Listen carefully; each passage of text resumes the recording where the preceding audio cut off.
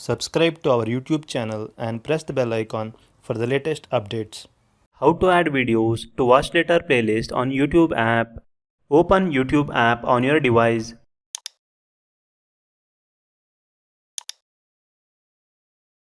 Log into your YouTube account if you are not already logged in.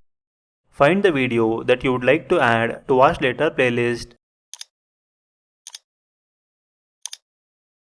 Click the three dot icon next to the title of the video.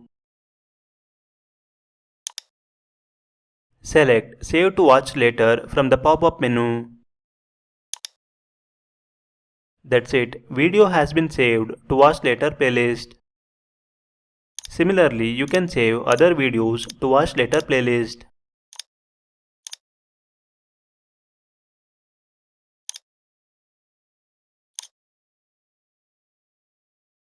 Now, to view the watch later playlist, click the profile picture at the bottom right corner of the page. In the playlist section, click on View All button. Here, you can find all the playlists that you have created. Watch later playlist can be found at the top. Click on it.